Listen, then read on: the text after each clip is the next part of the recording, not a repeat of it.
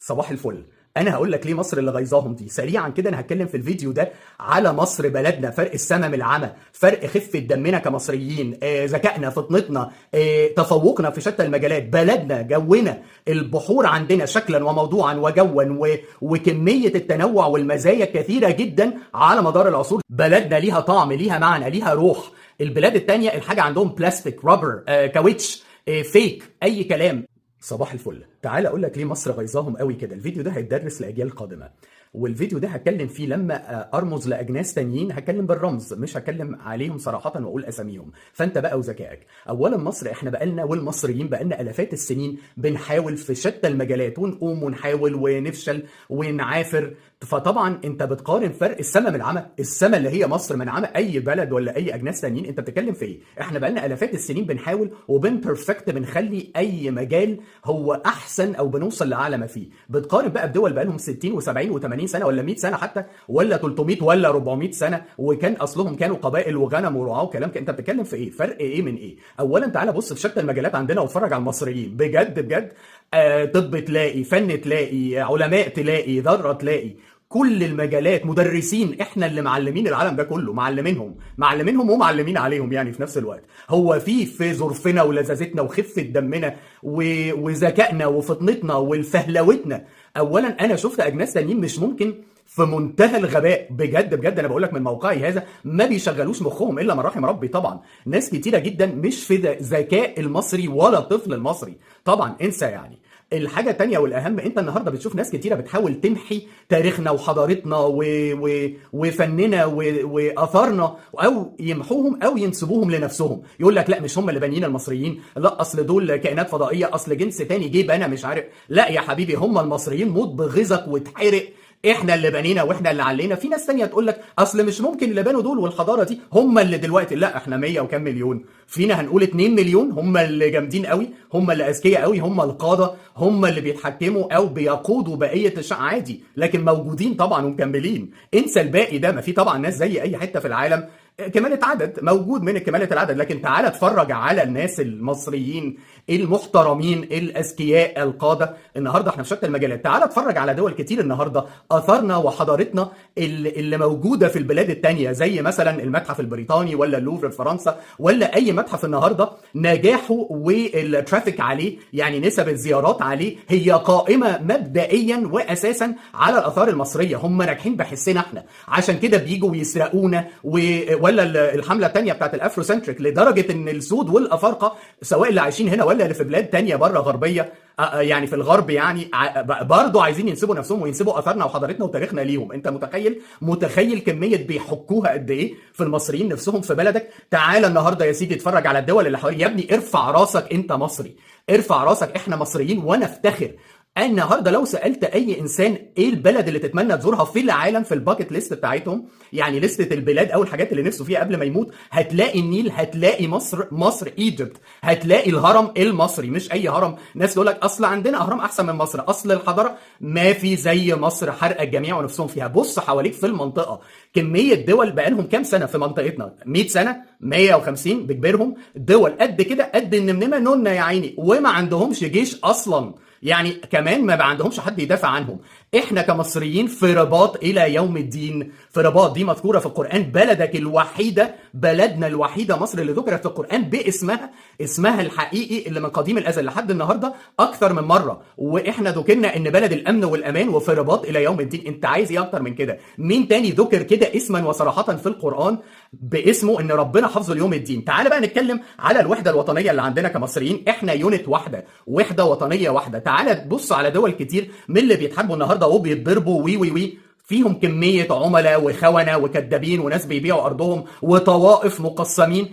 ربنا لا ذكرهم في القرآن ولا قال لك ان هم في رباط الى يوم الدين، وهم طبعا مش في رباط، هم عندهم طوائف. فالمقدمات تشير للنتائج. يعني طول ما انت عندك تفكك كده في الوطن، طبعا هيتباع وطبعا هيتضرب. ما انت مش شعب واحد ومش ايد واحده. شوف احنا النهارده كام مليون، 100 وكام مليون مواطن مصري. كلنا في ثانيه لو حد دخل علينا بنقف، وقفنا وقفه رجاله وطردنا عدوان ده وطردناهم وكلناهم وقرقشناهم. لو حد النهارده فكر، مش نوت اونلي، مش بس عندك جيش قوي جدا يمحي اي حد يجي لك، ولا تكنولوجيا عاليه، ولا مجهز ومعد وتعدادات وكل الكلام ده. انت النهارده عندك شعب ياكل الزلط. وحده وطنيه يا حبيبي.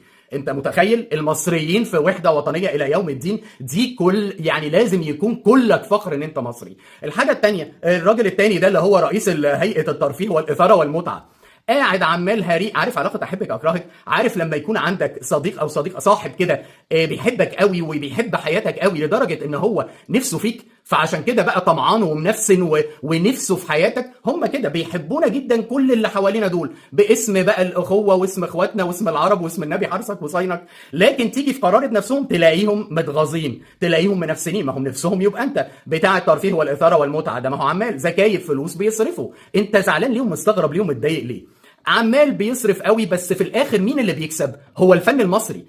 فنانينا ونجومنا هم اللي بيعملوا فلوس، صح ولا لا؟ فننا احنا والمواضيع دي كلها ولغتنا احنا اللي بتنتشر، وهي اللي هتبقى. مش فارقه مين اللي انتج بقى في الاخر. هو يعني بيعمل فينا خدمه بصراحه جدا جليله. فننا احنا اللي بينتشر، ولغتنا وثقافتنا ومجتمعنا، يعني احنا اللي بنكسب في الاخر. فانت متغاظ ليه او مستغرب ليه؟ صح ولا لا؟ المهم اللي عايز اقوله لك ان مصر والمصريين فوق الجميع. افتخر انت مصري، ما تستغربش وما تستعجبش. العالم كله عينه عليك. النهارده انا بعيش كمصري، ومصر ابهى عصور وازهى عصور بصراحه. بكلمك بجد. بص على المنطقه وبص على العالم. الاقتصاد كله واقع، الدول كلها في حروب، يا اما الجو منيل، يا اما منيلين ب60 نيله، يا اما نازل عليهم غضب ربنا. انت النهارده انا بعيش في ابهى عصور. ليه عايز تعيشني في الهم والغم باسم اخواتنا؟ اخواتنا ايه؟ هو انا اخواتي انا اعرفهم منين؟ ولا اخواتنا منين؟ ولا هتلبسني؟ انا مصري مش عربي. انا مصري وافتخر. ماليش علاقه باي اجناس تانية. نسبه الدي ان اي في دمي بنسبه حاجه و90% مصري. فانا النهارده مصري صميم.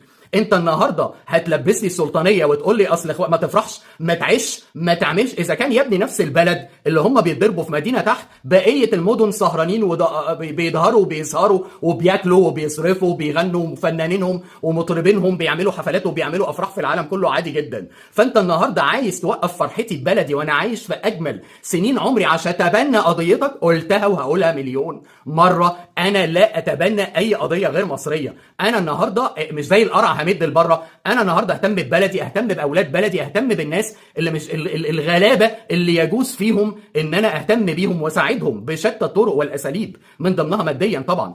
انا النهارده عندي بلد كبيره جدا لازم اهتم بيها هي الاول، وهي فوق الجميع. النهارده لو انت بقى بتتكلم على اسم اصل اخواتنا بيتضربوا، اصل اخواتنا في ازمه، هم احنا لما كنا احنا في ازمه من سنين فاتت؟ ولا انا شخصيا هكلمك عن نفسي، سيبك ما اكلمك في العموم، لما انا امي ماتت، ولا انا عييت، ولا انا اتنيلت بست، ولا لما هموت، ولا لما حد هيموت، اخواتنا هيقفوا جنبنا، اخواتنا هيحسوا، اخواتنا اللي انت بتقول عليهم اخواتنا هيقفوا جنبنا، هيعملوا لي ايه اخواتنا دول؟ فانت النهارده اوعى تعمل حاجه لحد ولا تتبنى اي قضيه غير لما تبقى عارف ومتاكد في مليون في المية ان الشخص اللي انت واقف جنبه ده هو هيقف لك وهو هيساعدك وهو هيعمل لك. ده اللي انا اعرفه. سيبك بقى من الحروب اللي دخلناها لاي كلام من سنين فاتت اللي لبستنا في الحيط ونيلت اقتصادنا، وفي الاخر قلتها في مليون بوست قبل كده. بيقعدوا ده قاعدين في بلدنا يا ابني بيشتموا فينا، انت ما شفتهمش؟ قاعدين مش عاجبهم مصر وبيشتموا في سياستنا وبيشتموا فينا، اللي قاعدين في خيرنا واكلين شاربين نايمين مخلصين على كهربتنا، الكهرباء والميه ومواردنا. كل الازمات اللي انت عديت بيها دي، بالمناسبه انا ليه داخل من ده لده؟ عشان اعرفك ان مصر والمصريين احنا في وحده وطنيه، قاعدين فاتحين بابنا ل 30 40 مليون زائر وانسان غير مصري قاعد في بلدنا في خيرنا، عامل لنا ازمه ادويه. انت عارف ان ازمه الادويه اللي احنا النهارده فيها دي مش نوت اونلي عشان عندنا 30 40 الف انسان مفروض ما يكونوش هنا وقاويينهم وحاويينهم ومأكلينهم ومشربينهم من مواردنا. هتقول لي بفلوسهم؟ لا، خد فلوسك يا اخويا وانت عارف توديها فين. المهم اللي انا عايز اقوله لك، الادويه دي بيبعتوها لقرايبهم واصحابهم وجيرانهم في البلاد التانيين. اسال كده في اي صيدليه هيقول لك ان هم بيروحوا يشتروا الدواء ده وبيصدروه لدول تانية. انت متخيل؟ ده من ضمن الازمات، ازمه سكر، ازمه زيت، ازمه خضار، ازمه لحمه، ازمه كل الازمات اللي مرينا بيها، من ضمنها الكهرباء. انت متخيل؟ ما كل دي مواردنا اللي هم قاعدين فيها. البلد غير ان احنا عدد كبير جدا، احنا كمان محملين باعداد احنا ملناش ذنب ان احنا نشيلهم.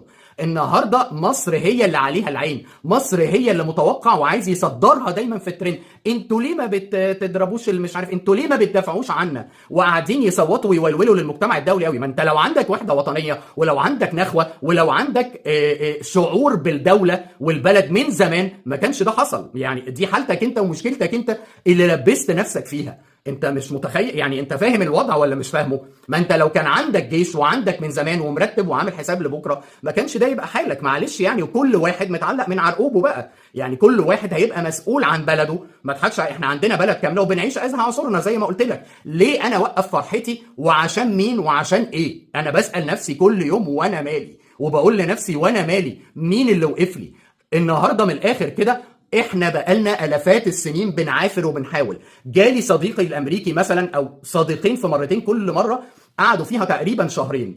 البلد النهارده فيها اللي ما فيش، مش في بلد تانية. النهارده فيها روح. يعني فيكتور صاحبي كان بيقول لي الحاجات في بلده اللي هي بلدي التانية، يعني اللي هناك في الغرب، اللي هي المتحكمه في مصائر العالم دي. النهارده بيقول لي الحاجه هناك soulless, meaningless, tasteless، يعني لا فيها روح ولا ليها معنى ولا ليها طعم. بلدنا جميله، شوارعنا، ريحتها، جونا. انت متخيل جونا ده؟ جو مصر ما في زيه في العالم كله. في ظرف يعني كام ساعه تطلع على الميديترينيان، على البحر المتوسط، تنزل تحت، تنزل اسوان، تنزل في الحر، حسب الجو تقدر تسافر طول السنه.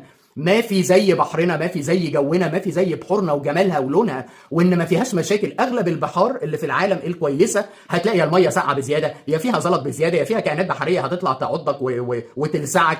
احنا النهارده غايظين العالم بكميه امكانيات، سواء في بلدنا او جونا او كل الكلام ده مش موجود في بلد تانية اصلا، ولا عمرهم يحلموا بيه. فحلم مصر النهارده، Egypt's dream، هو حلم كل شعوب العالم. عندك امن، عندك امان، عندك ناس دمهم خفيف وزي العسل ولغه جميله وانفراد وتميز، عندك جو يهبل. انت عندك كل مقومات الدوله الناجحه اللي اي دوله تانية في العالم بتتمنى حاجه واحده بس منها. ربنا جمع كل الصفات والمميزات سبحان الله في دوله واحده. ارفع راسك انت مصري. انا دكتور محمد امام، وهدفي ان كلنا نعيش في سعاده وسلام.